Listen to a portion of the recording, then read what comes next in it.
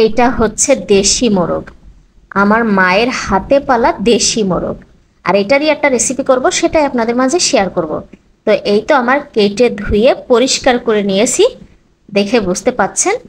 এখন চলে আসলাম, একটা বল নিয়ে আসলাম, আর এই বলের মধ্যে দিয়ে দিলাম মাংসগুলো। তো আমি এক এক করে সব মাংসগুলো বলের মধ্যে দিয়ে দিলাম। এর মধ্যে দিয়ে দেব পেঁয়াজ কুচি, পেঁয়াজটা একটু হাতে ভেঙে দিলাম। সাথে দিয়ে দেবো হচ্ছে আদা রসুন বাটা। আমি আদা রসুনটা একদম বেটে ফিনিশ করে দিইনি, একটু আধা ভাঙা করে দিয়েছি। এটা কিন্তু অন্যরকম একটা স্বাদ লাগে। আর সাথে দিয়ে দিচ্ছি কিছু গোটা মশলা, এখানে এলাচ, দারুচিনি, তেজপাতা। আর দিয়ে দিচ্ছি কিছু গুঁড়ো মশলা, মানে মাংসের যে মশলাটা থাকে সেটা থেকেই কিছুটা অংশ দিয়ে দিলাম।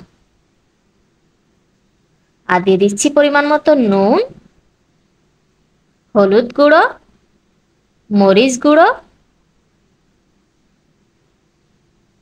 আর সাথে দিয়ে দিচ্ছি ধনিয়া গুঁড়ো। আর এইখানে দিচ্ছি হচ্ছে জিরা বাটা। জিরা বাটাটা আমার ফ্রোজেন ছিল, সেটাই দিয়ে দিলাম। আর দিয়ে দিলাম পরিমাণ মতো তেল। এখন এটা খুব ভালো করে মাখানোর পালা। তো আমি ভালো করে সব কিছু সুন্দরভাবে মিশাচ্ছি, বারবার উল্টে পাল্টে মিশাতে হবে। তো আমার খুব ভালো করে মেশানো হয়ে গেছে।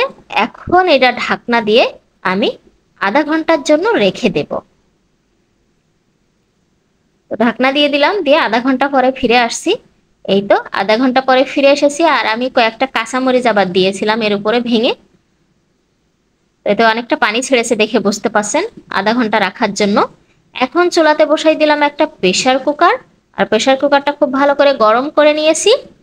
গরম হয়ে গেলে এর মধ্যে দিয়ে দেব সেই ম্যারিনেট করা মাংস। তো মাংসগুলো এখন সবের মধ্যে দিয়ে দিচ্ছি। দিয়ে এই যে মাংসের থেকে যে পানিটা বের হয়েছে, এটা একটু নেড়েচেড়ে শুকিয়ে নেব। তাহলে মশলাটাও কষানো হয়ে যাবে, সাথে মাংসটাও একটু হালকা কষানো হয়ে যাবে, পানিটাও শুকিয়ে যাবে। তো বারবার এটা নেড়েচেড়ে একটু শুকিয়ে নিই। তো এই তো 1 মিনিট ধরে আমি এটা কিন্তু নাড়তেছি পানিটা শুকানোর জন্য। দেশি মোরগের এই রেসিপিটা দারুণ খেতে লাগে, যারা ট্রাই করেননি একবার করে দেখতে পারেন। তো এই তো পানিটা দেখেন অনেকটাই কিন্তু টেনে গেছে, তেল ছেড়ে দিয়েছে, তার মানে মশলাটা আমার কষানো হয়ে গেছে। এখন যেই বলে আমি ম্যারিনেট করছিলাম ওই বলটা ধুয়ে মশলাগুলো দিয়ে দিচ্ছি, সাথে একটু পানি দিয়ে দিচ্ছি এটা কষানোর জন্য। তো পানিটা দিয়ে দিলাম। এখন চারিদিক থেকে খুব ভালো করে পানির সাথে মিশিয়ে এইটা আমি খুব ভালো করে কষিয়ে নেব। যেহেতু এটা বাড়ির হাতে পালা জিনিস, সেটা যেভাবেই রান্না করবেন টেস্টি হবে। তো আমি মাংস দেখা যায় বিভিন্ন প্রসেসে রান্না করি। তো আমার কষানো কিন্তু অলরেডি হয়ে গেছে, দেখে বুঝতে পারছেন একদম পানি শুকিয়ে গেছে। এখন এর মধ্যে দিয়ে দিচ্ছি কিছুটা আলু, দিয়ে খুব ভালো করে আবারও মিশিয়ে দিচ্ছি।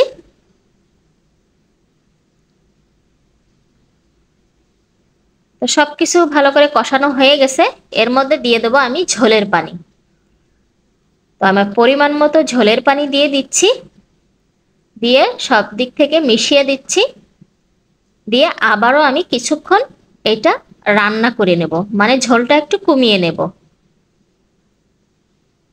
সবকিছু খুব ভালো করে মিশিয়ে দিলাম।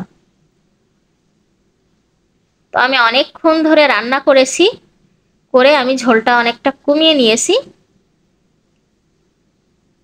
নিয়ে এখন আমার কাজ যেটা, আমি এটাতে ঢাকনা দেব, দিয়ে মাত্র 2টা সিটি দেব, দিয়ে আমি চুলাটা অফ করে দেব। তো ফাইনালি দেখেন কতটা সুন্দর হয়েছে, আর লাল লাল ঝোল কেমন লেগেছে।